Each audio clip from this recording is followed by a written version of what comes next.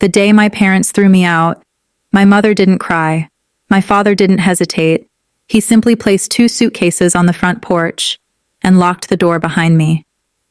"You've already taken enough from this family," he said through the screen door. For a moment, I thought I had misunderstood him. "Taken what?" I asked. My older brother, Ethan, stepped onto the porch beside him. He smiled. "You know exactly what." "No, I really don't." My father folded his arms. "Grandpa told us everything. He knows you've been trying to manipulate him." I stared at all 3 of them. Manipulate Grandpa? I hadn't seen my grandfather in almost 2 weeks. "What are you talking about?" My mother pointed toward the driveway. "Just leave. And don't come back." Until then, I had believed families fought, then eventually forgave each other. I never imagined mine would erase me in less than 10 minutes. As I loaded my suitcases into my old sedan, the front door opened one last time. My father tossed a small cardboard box onto the lawn. It landed upside down. Photographs, old birthday cards, my high school diploma, everything spilled into the wet grass. "Take your junk," he said. "You won't need a key anymore." Then, the door slammed shut. I stood there alone. 32 years of memories, reduced to a cardboard box on the sidewalk. I picked up the photographs one by one. Most of them were pictures with Grandpa, fishing at the lake, birthday parties, Christmas mornings. He always called me his little shadow, because everywhere he went, I followed. He taught me how to ride a bicycle, how to change a tire, how to balance a checkbook, how to keep my word. Most importantly, he taught me something he repeated almost every Sunday. Character is what people do when money gives them a reason not to. Back then, I thought it was just another one of Grandpa's sayings. Years later, I realized he had been preparing me for something. 3 days earlier, Grandpa had been admitted to the hospital after suffering a minor stroke. The doctors expected a full recovery. I visited every evening after work. Sometimes we talked.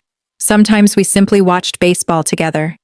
He hated hospitals, so I tried to make him laugh. I brought him homemade soup, his favorite crossword puzzles, and the old jazz records he loved listening to. Never once did we discuss money. Never once did we discuss his estate. At least, not while anyone else was around. The night before my parents threw me out, Grandpa asked the nurse to leave us alone. Then he reached into the drawer beside his bed. He pulled out a sealed envelope. Across the front, my name was written in his handwriting. "I want you to keep this," he whispered. I frowned.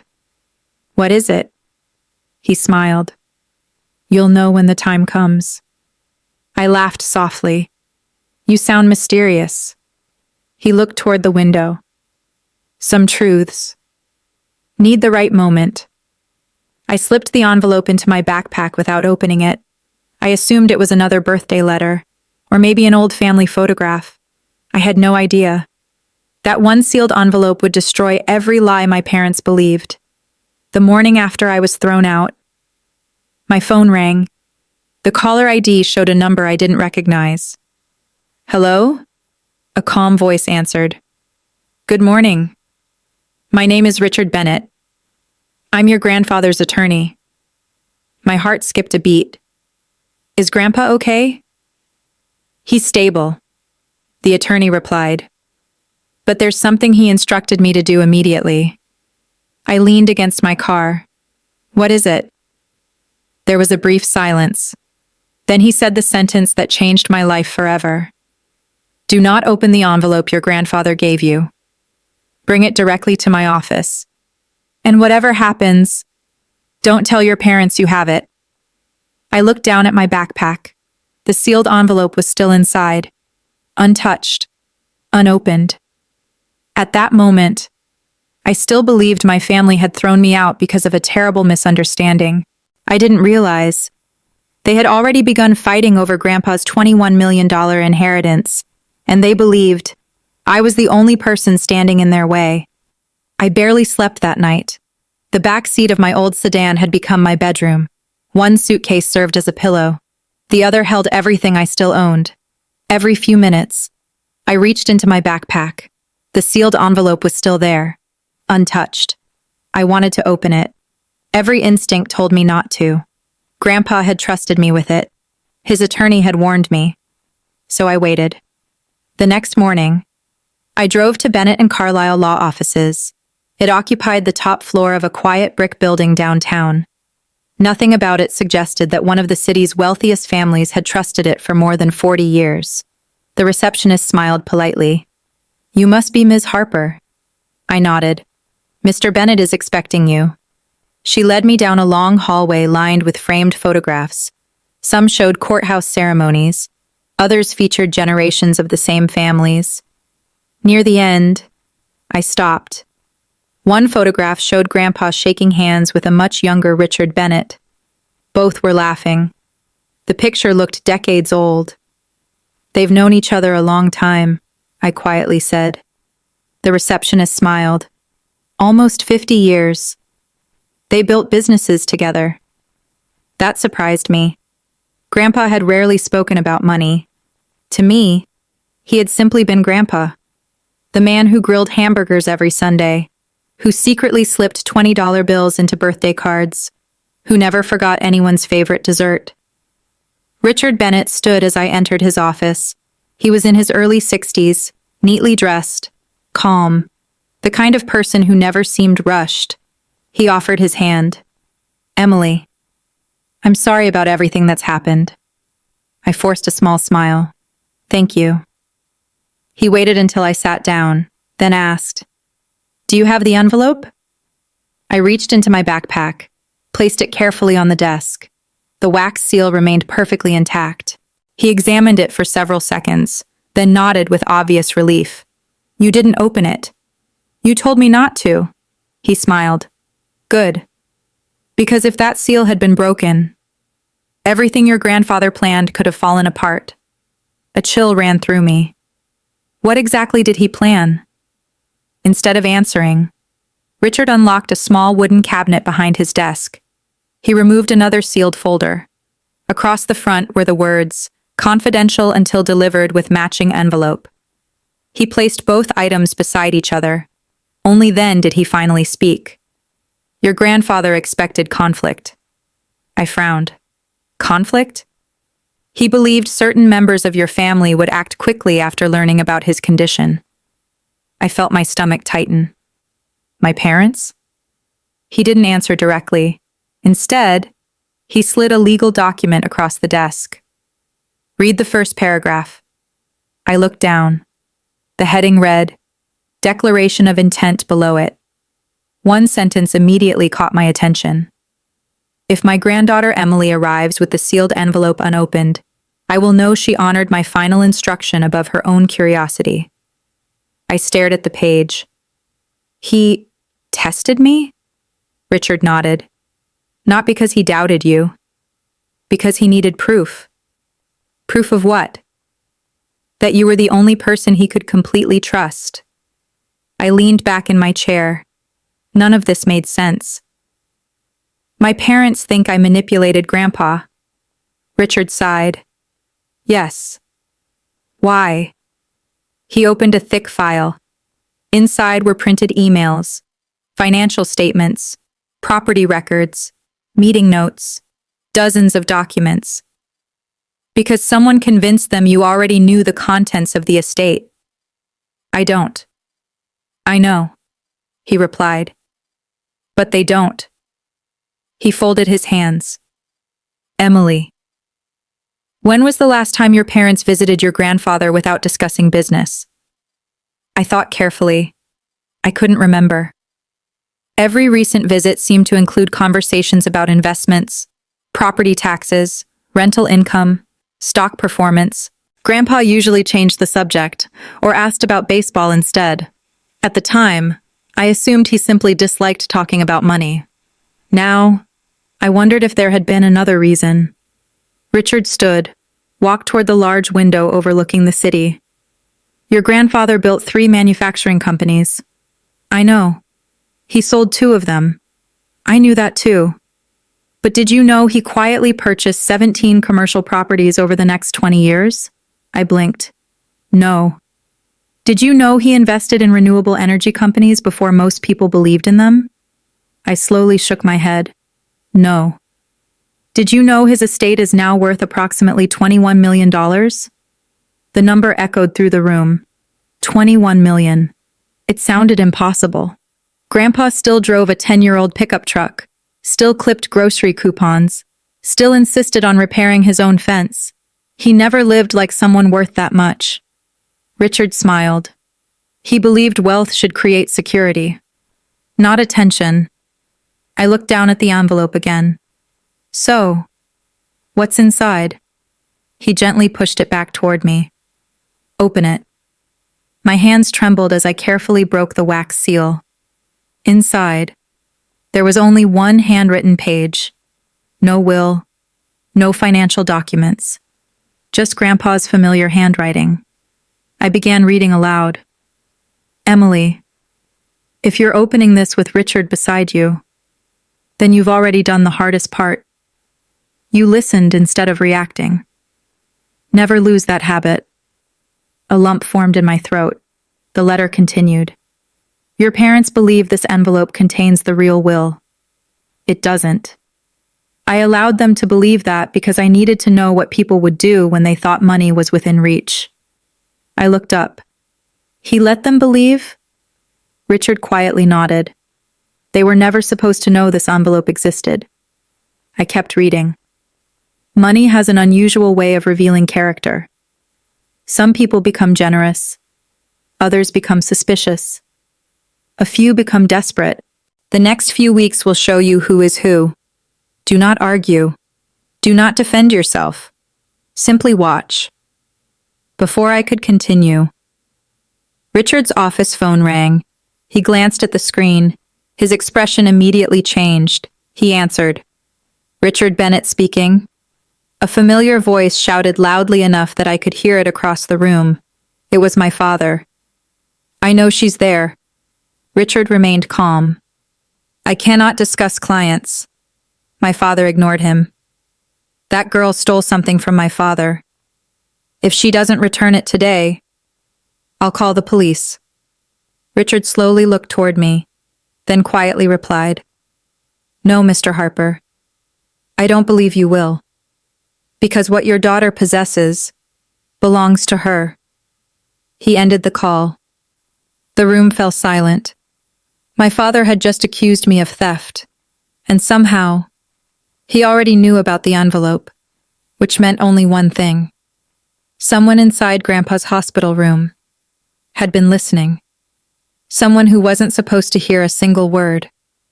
For several seconds, neither Richard nor I spoke. One question echoed through my mind. How did my father know about the envelope?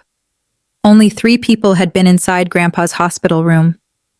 Grandpa, me, and the nurse. At least, that's what I believed. Richard slowly placed his phone back onto his desk. I was hoping we would have another day. Another day for what? He sighed. Before your family started making mistakes. He walked to a locked filing cabinet. After entering a 6-digit code, he removed another folder. This one was thinner. Across the front, someone had written, Hospital Security Report. My stomach tightened. What's that? Your grandfather requested copies. Why? Because 2 days before his stroke, someone entered his hospital room without permission. I looked up immediately. Who? Richard opened the report. Hospital administration hasn't officially identified the visitor. But security cameras did. He slid a printed photograph across the desk. My hands froze. The image wasn't perfectly clear, but I recognized him instantly. My brother, Ethan. He told everyone he never visited Grandpa, I whispered. Richard nodded. He wasn't signed into the visitor log. He arrived after visiting hours, and he left 12 minutes later. I stared at the photograph. Why would Ethan lie about something so simple? Unless the visit wasn't simple at all. Richard continued. The hospital questioned him. He claimed he entered the wrong room. I almost laughed. The wrong room? There are hundreds of rooms. Exactly, Richard replied. No one accidentally walks into the private suite of the hospital's wealthiest patient. Suddenly, the last family dinner replayed in my mind. 3 weeks earlier, Ethan had repeatedly asked Grandpa strange questions. So, when are you updating your estate plan? Grandpa smiled politely. When I feel like it. Ethan laughed. You've always said planning ahead matters. Grandpa quietly answered. It does. So does patience. At the time, the conversation felt awkward. Now, it sounded completely different. Richard interrupted my thoughts. Emily, I need you to answer honestly. Has your grandfather ever promised you money? No. Property? No. Business ownership? I shook my head again. He always told me, earn your own success. Richard smiled. That's exactly what he told me 40 years ago. He opened another document. This is why he created the Harper Family Character Trust. I frowned. The what? A private trust. Not based on birth order. Not based on age. Not even based on need. I leaned forward. Then what is it based on? He answered with one word. Character. My grandfather had established the trust nearly 15 years earlier, long before anyone argued about inheritance. Its guiding principle was surprisingly simple. His beneficiaries wouldn't be judged solely by blood. They would also be judged by integrity. Every major decision, every act of honesty, every attempt to manipulate him, every effort to pressure him, everything had been documented, quietly, patiently, over many years. I looked at Richard in disbelief. So Grandpa was observing everyone? Richard smiled gently. He preferred the word learning. He believed people reveal themselves over time, especially when money becomes part of the conversation. I suddenly remembered something. When I was 16, Grandpa had handed me $50 after I helped him repair a fence. I refused to take it. He smiled, then secretly slipped it into my backpack anyway. Later that evening, I drove back to his house and returned the money. He laughed for nearly 5 minutes. I never understood why. Now, I wondered if he had written that moment down somewhere. Richard reached for another folder. I think it's time you understood why your grandfather trusted you. Inside were handwritten journal entries, not about money, about people. One page read, Emily stayed all afternoon after I injured my shoulder. She missed a concert she'd been planning for months. Never complained. Another entry. Ethan asked whether the lake house would eventually be sold. Conversation lasted 3 minutes. Another. Emily repaired my porch without being asked. Refused reimbursement. Then another. Karen insisted I simplify the will because it was confusing. She seemed more interested in percentages than memories. I slowly closed the journal. Grandpa hadn't just built wealth. He had quietly built a record of everyone's choices. A knock interrupted us. Richard looked toward the door. His assistant stepped inside. Mr. Bennett, there's a problem. What happened? The Harper family is downstairs. My heart immediately sank. All of them? She nodded. Your parents. Your brother. And... She hesitated. 2 police officers. Richard's expression never changed. Did they say why? They claim Emily stole confidential estate documents. The room fell silent. I felt physically sick. They actually called the police? Richard calmly stood. No. They called them hoping fear would succeed where manipulation failed. He buttoned his suit jacket, then looked directly at me. I want you to remember something. You've done absolutely nothing wrong. A few moments later, we entered the reception area. My parents immediately stood. There she is, my father pointed directly at me. That's the envelope. She's hiding my father's real will. One of the officers looked toward Richard. Sir, we're here because of a property dispute. Richard politely handed over his identification. I represent Mr. Harold Harper. The envelope in question was legally gifted. There is no theft. The officers exchanged glances. My father interrupted. He's protecting her. Richard calmly replied, No. I'm protecting my client's legal rights. Then something unexpected happened. One of the officers asked a simple question. Mr. Harper, can you provide proof the envelope belongs to you? My father opened his mouth. Nothing came out. He had no proof, because there wasn't any. The officer nodded. Then this is a civil matter. We're leaving. Within seconds, the officers walked out. My father's plan had completely collapsed, but instead of admitting defeat, he looked directly at me. His voice was cold.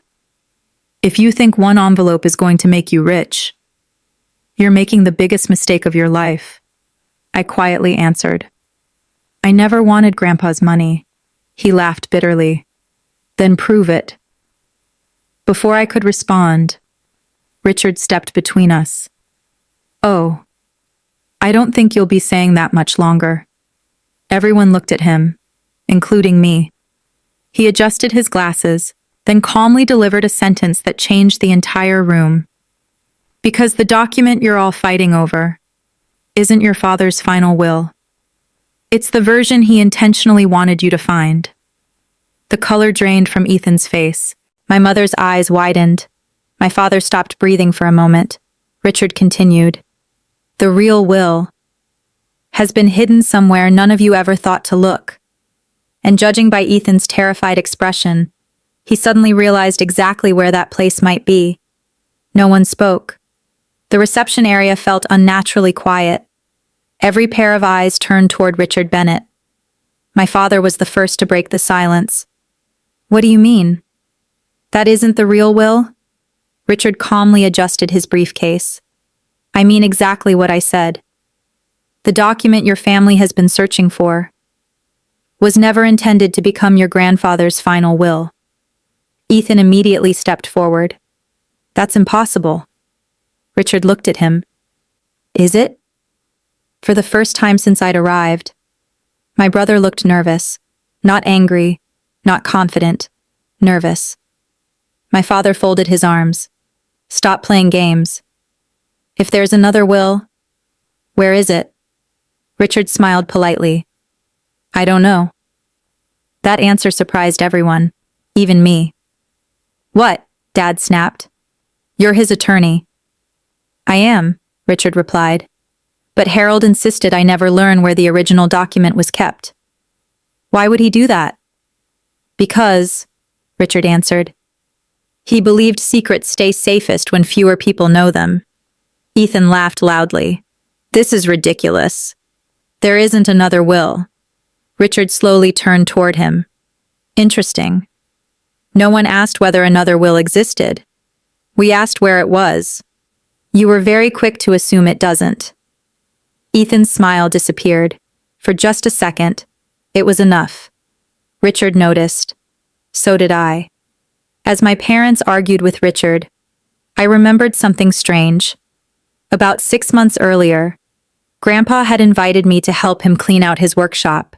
It sat behind his house, a weathered wooden building filled with old tools, fishing equipment, shelves covered in dusty coffee cans. While organizing boxes, I'd found a small fireproof safe. Need me to move this? I'd asked.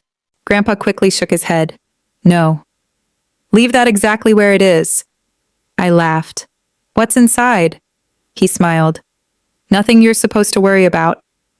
Then, almost playfully, he added, sometimes people hide valuable things in the worst possible places. At the time, I assumed he meant cash. Now, I wasn't so sure. Richard interrupted my thoughts. Emily, I need to ask you something. Did your grandfather ever mention his workshop? I looked at him. He loved that place. Richard nodded. Did he ever tell you not to let anyone clean it? I froze. Actually, he had. Just 2 weeks before his stroke. I had offered to organize it. He smiled and said, "Not yet. There are still a few things exactly where they belong." At the time, it sounded sentimental. Now, it sounded deliberate. Richard quietly closed his briefcase. "I believe we should visit the property." Immediately, my father objected. "Absolutely not. The house belongs to me now." Richard looked directly at him. "No, it doesn't. Harold Harper is still alive. And while he's alive, every inch of that property remains legally his." Dad's face turned bright red. 30 minutes later, we arrived at Grandpa's house. 2 separate cars. My parents rode together. Ethan followed behind them. Richard and I parked near the garage. The house looked exactly the same. Freshly cut grass, wind chimes hanging from the porch, Grandpa's old pickup truck still sitting in the driveway. It felt impossible that so much conflict had begun while he was still alive. As Richard unlocked the front door, he suddenly stopped. He bent down. "What is it?" I asked. He pointed toward the lock. Tiny scratch marks covered the metal. Fresh scratches, not old ones. Someone had recently forced a key that didn't quite fit. Richard quietly stood. Interesting. He didn't say anything else, but I saw him make a note in a small notebook. Inside, everything appeared normal. The living room looked untouched. The kitchen smelled faintly of coffee. Family photographs lined the hallway. Then we reached the study. Richard frowned. "Emily, did your grandfather usually leave his desk like this?" I looked around. No. Grandpa was meticulous. Every pencil had its place.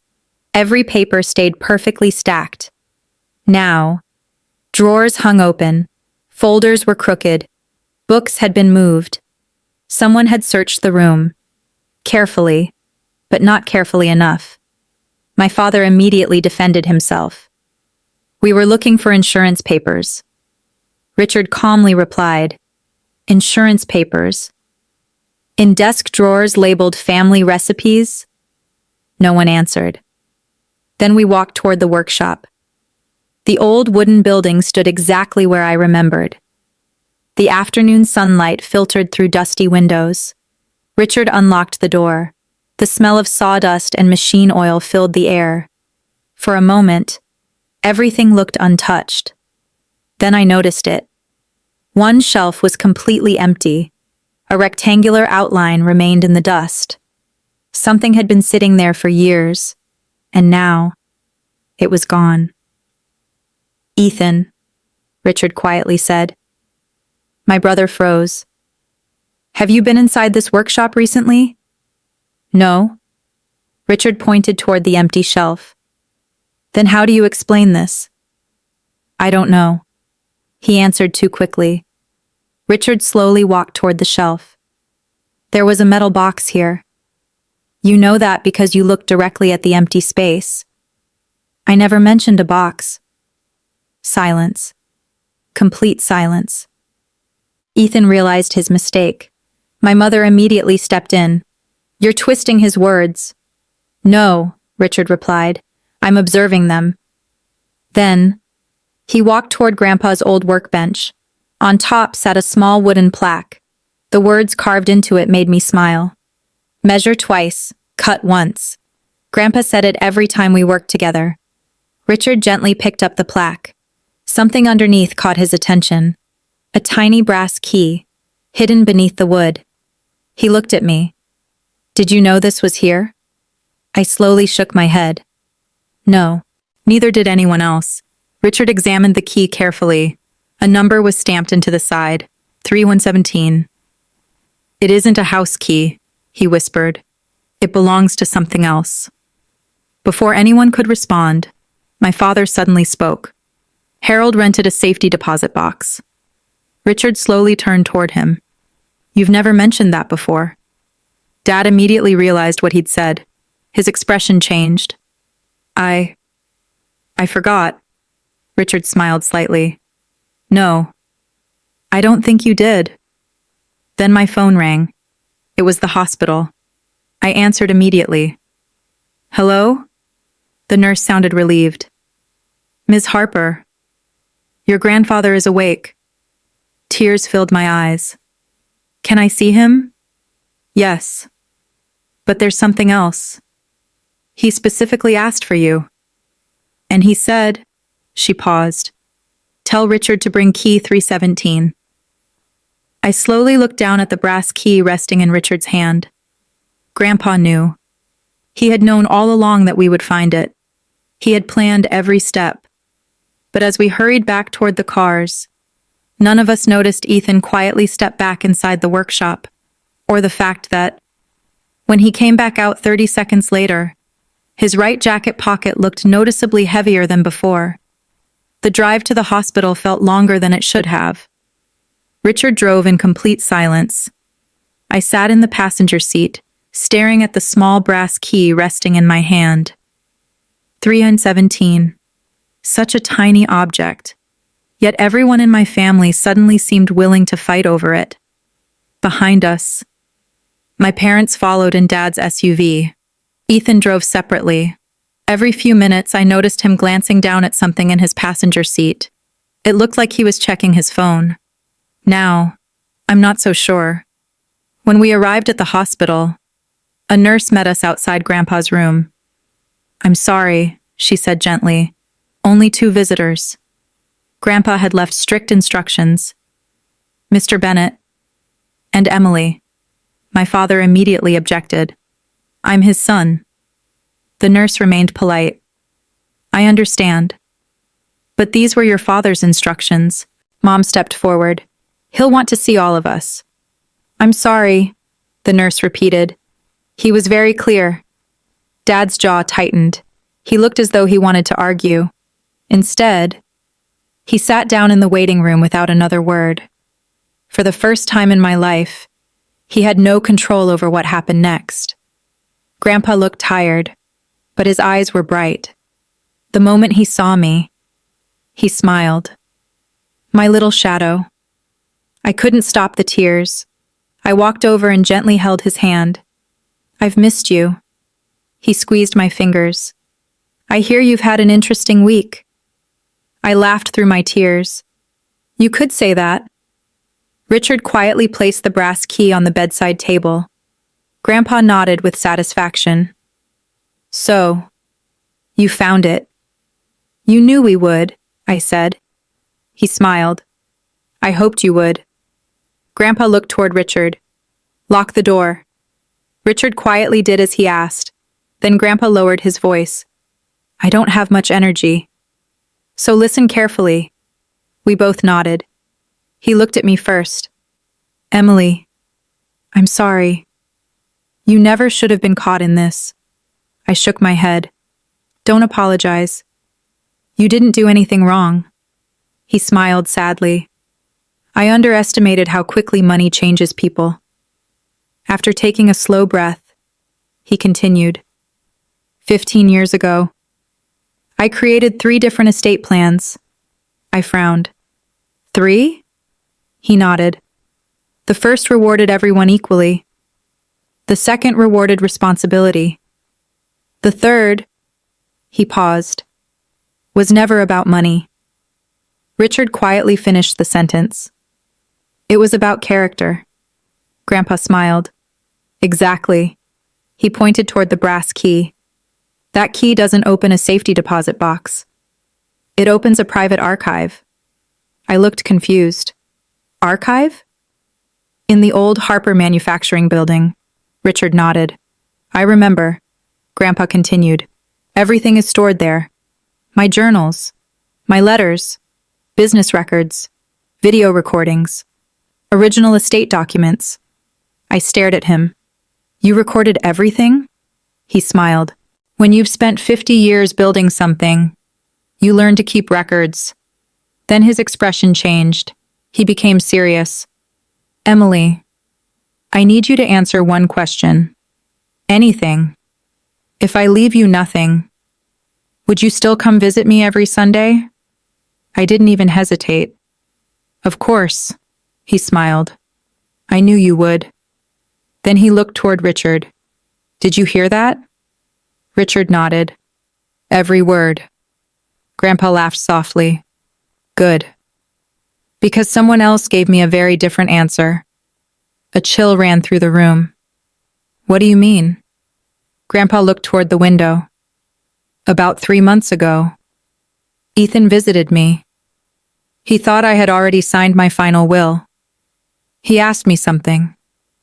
Grandpa closed his eyes for a moment, as though remembering it hurt, then quietly repeated Ethan's words. If Emily wasn't in the picture, would everything be simpler? I felt my heart sink. Grandpa nodded slowly. I asked him what he meant. He said, "She's the only obstacle left." I couldn't believe what I was hearing. My own brother had described me as an obstacle. Grandpa sighed. I didn't change my will because of that conversation. I changed it because of what happened afterward. What happened? I asked. He offered to manage my finances. I politely declined. The following week, someone attempted to access my personal files. Richard looked up immediately. The study? Grandpa nodded. And again. 2 weeks later, Richard opened his notebook. The scratches on the front door. Grandpa smiled faintly. So you noticed. I always hoped you'd become a detective. Richard laughed. I chose law instead. A wise decision, Grandpa replied. Then he looked at me again. I never believed your family would throw you out. I truly didn't. His voice cracked. When Richard told me, I asked him one question. What was it? I whispered. Grandpa squeezed my hand. Did Emily cry? I couldn't answer. Instead, I simply nodded. He closed his eyes. I'm sorry. I should have protected you sooner. Just then, there was a loud knock on the hospital door. Before anyone could respond, the door opened. Ethan walked in. His face was pale. I need to talk to Grandpa. Richard immediately stood. This is a private meeting. Ethan ignored him. He looked directly at Grandpa. I know where the archive is. The room became silent. Grandpa's eyes narrowed. No, he said calmly. You know where you think it is.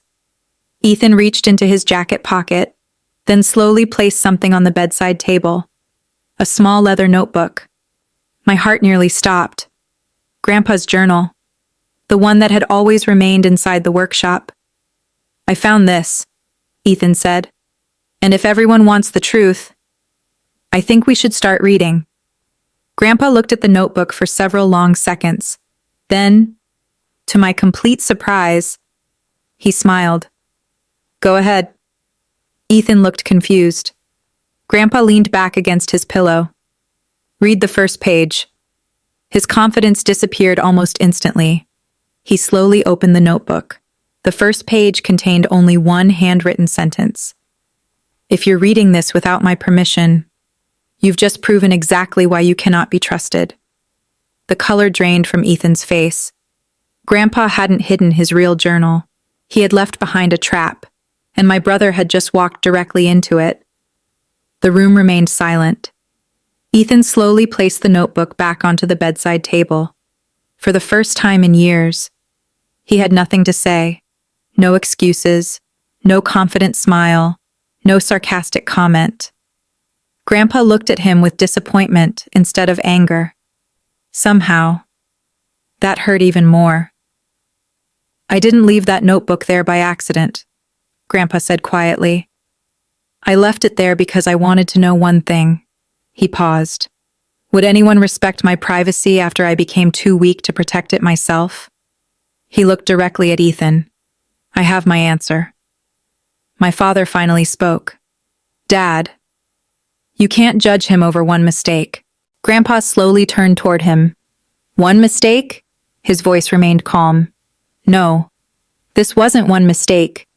This was the final choice in a very long pattern. Richard opened his briefcase. I believe it's time. Grandpa nodded. Go ahead. Richard removed a thick leather binder. Across the front were embossed gold letters. Harper Family Record. My father frowned. I've never seen that before. You weren't supposed to, Richard replied. He opened the binder. Inside were dated records stretching back nearly 15 years. Not financial statements, not investment reports, personal observations. Every entry was signed by Grandpa. Some also included Richard's signature as a witness. This, Richard explained, is why Harold insisted on documenting everything. He believed memory fades. Written facts don't. Richard turned to the first section. April 14th, 15 years earlier, Emily spent her entire spring break repairing storm damage at my lake cabin. Refused payment. Said family helps family. I barely remembered that week. To Grandpa, it had mattered enough to write down. Another page. September 3rd, 12 years earlier, Ethan asked if I planned to sell the cabin. Conversation lasted 4 minutes. Left immediately after learning I wasn't selling. Grandpa quietly looked at Ethan. You never asked whether I was feeling better. You only asked about the property. Ethan lowered his head. Another page. January 11th. 10 years earlier, Daniel suggested transferring several investments into his name to simplify taxes. Grandpa smiled sadly. The accountant later confirmed it would have increased taxes. My father looked stunned. You remembered that? Grandpa answered softly. I remembered everything. Richard continued turning pages. The binder told the story of our family better than any photograph ever could. Every birthday, every holiday, every visit, every disappointment, every unexpected act of kindness. Nothing had been forgotten.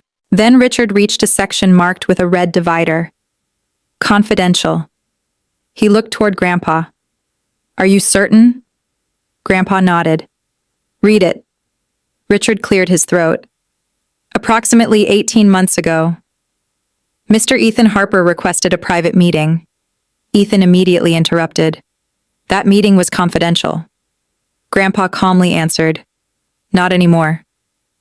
Richard continued reading.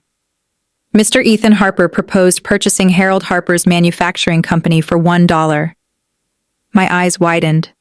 $1? Richard kept reading. He explained that once ownership transferred, the company could later be sold for substantially more. My father looked horrified. Ethan, you told me Grandpa offered it to you. Ethan couldn't answer, because Richard wasn't finished. When Harold Harper declined, Mr. Ethan Harper stated, Richard paused, then read the exact words. You'll regret trusting Emily more than your own son. The room felt colder. I looked at my brother. I barely recognized him. Grandpa spoke quietly. That was the day I stopped discussing my estate with anyone. He looked toward me. Except Richard.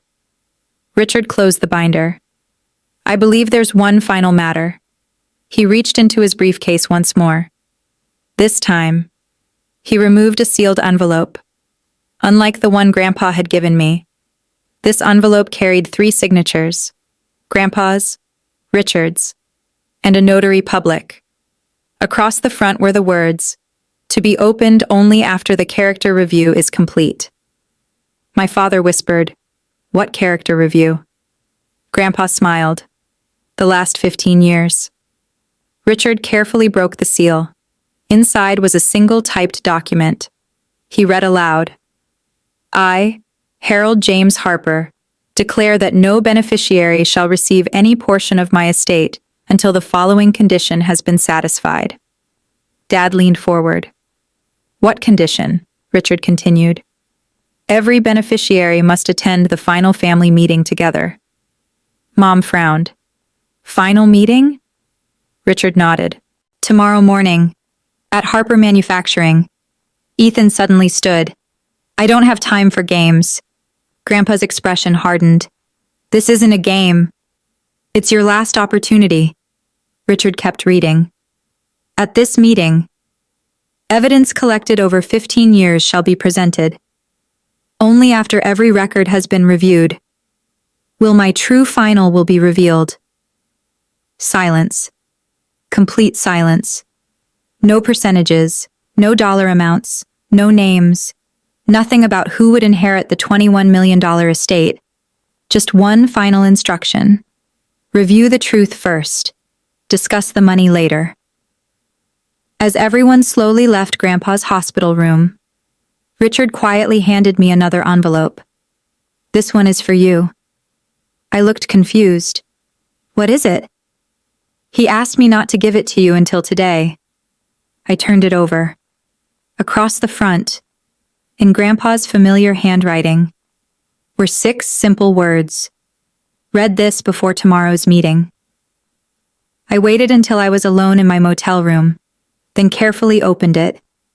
Inside, there was only one page. Emily.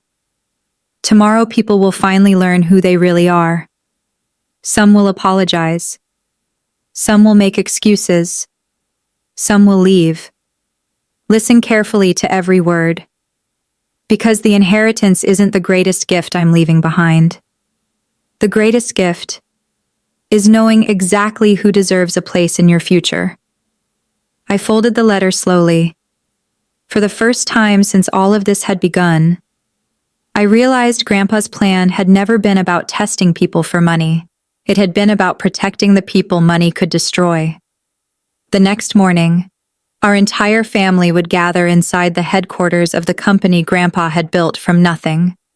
Waiting there was the final presentation, the complete truth, and the real will that no one, not even Richard Bennett, had seen.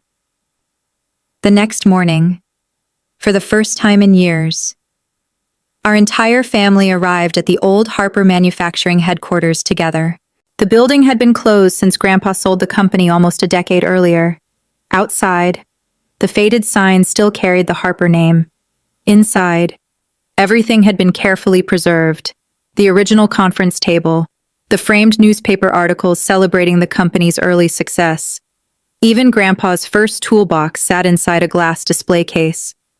Richard unlocked the main conference room. This is where Harold wanted the final meeting.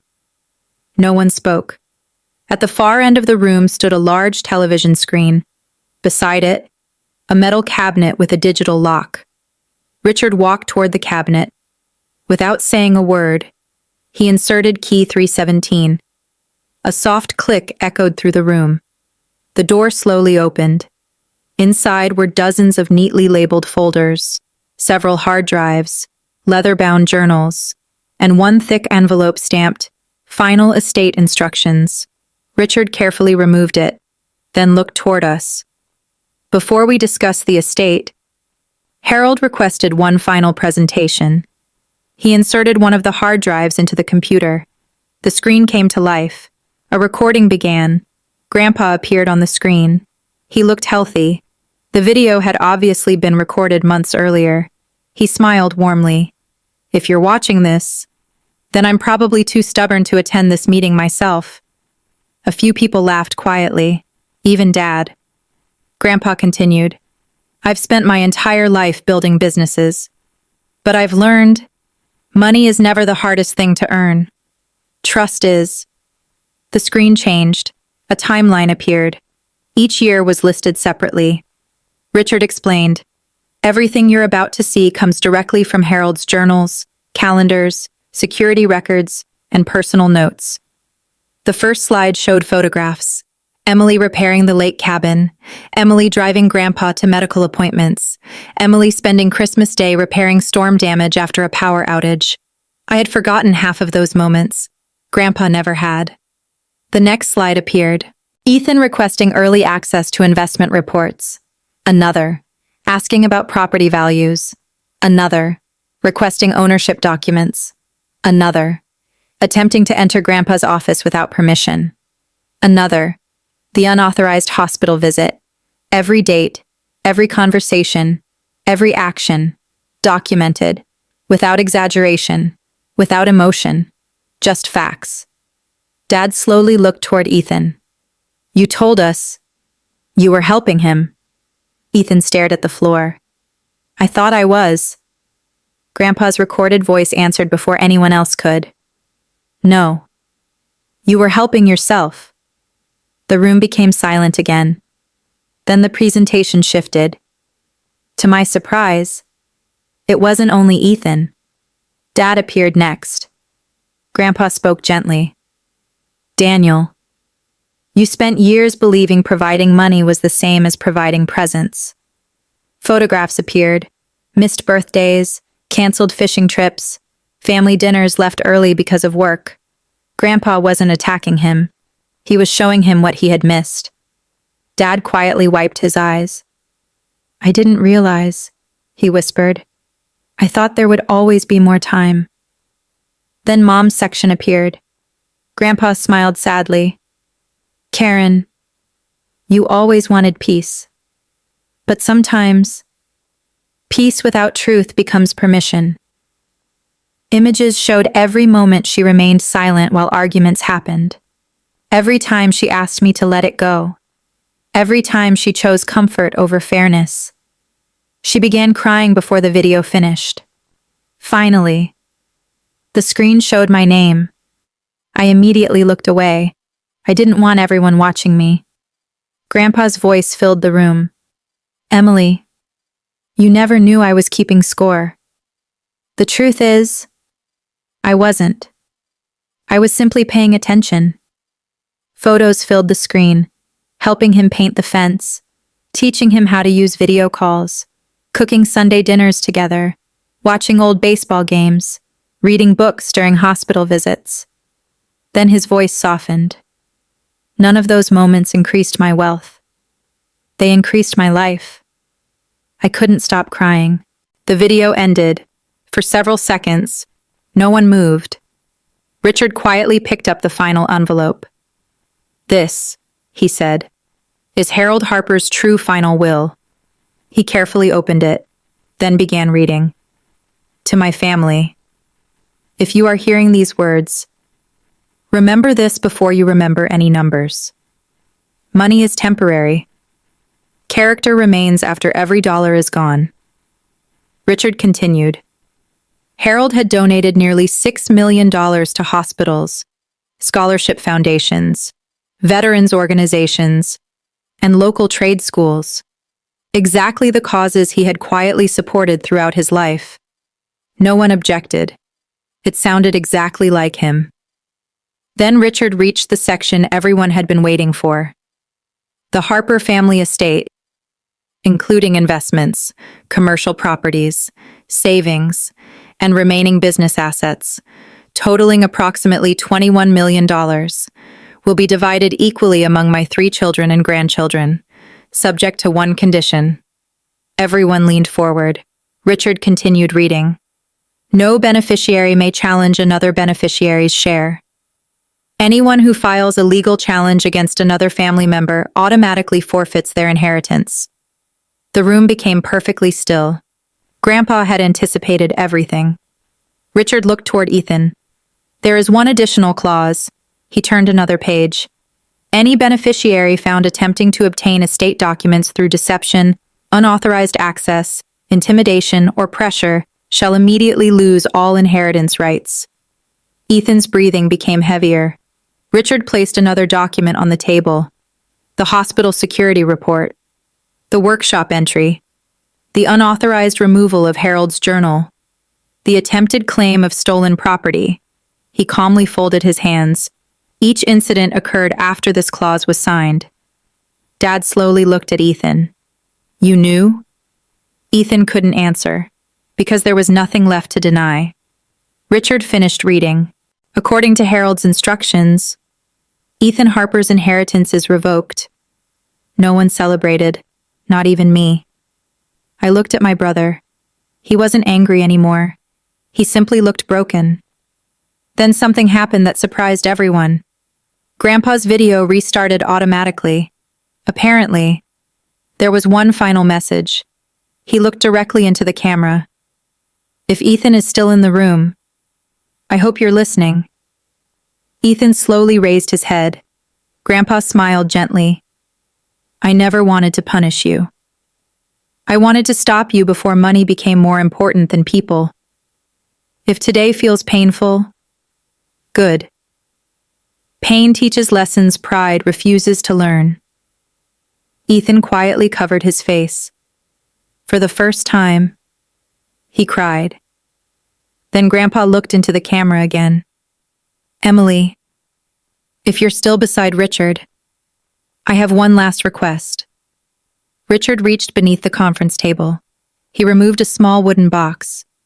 Inside was Grandpa's old pocket watch, the same watch he carried every day for more than 40 years. Underneath it, a handwritten note. This watch is worth almost nothing, but every minute it measured with you was priceless. Keep it, not because it's valuable, because you are. I held the watch against my chest. At that moment, it meant more than every dollar in the estate. As the meeting ended, Dad slowly walked toward me. For a long time, neither of us spoke. Finally, he whispered, I threw my own daughter out of her home. Tears rolled down his face. I believed lies because they were easier than asking you the truth. I'm sorry. Mom hugged me tightly. I should have defended you. I was afraid of conflict. But I created something much worse. I hugged her back. Not because everything had been fixed, but because healing has to begin somewhere. Ethan approached last. He looked exhausted. I don't expect forgiveness, he said quietly. I just needed to say, I became the person Grandpa warned me about. I stopped seeing family. I only saw money. I nodded. I hope you change, he answered honestly. So do I. 6 months later, Grandpa recovered well enough to leave the hospital. His greatest joy wasn't the estate meeting. It wasn't the money. It wasn't the will. It was seeing the family slowly rebuilding relationships that had nearly been destroyed. The old workshop became our Sunday meeting place again. Not to discuss inheritance, not to discuss investments, but to share lunch, fix broken furniture, tell old stories, and laugh the way we used to. One afternoon, Grandpa looked at me and smiled. Remember what I always told you? I laughed. Character is what people do when money gives them a reason not to. He nodded proudly. You were the only one who remembered. Years later, when people asked about Grandpa's $21 million estate, I rarely mentioned the money. Instead, I told them about an old pocket watch, a tiny brass key, and a grandfather who understood that the greatest inheritance isn't measured in dollars. It's measured in the kind of person you become when everyone else is watching the money.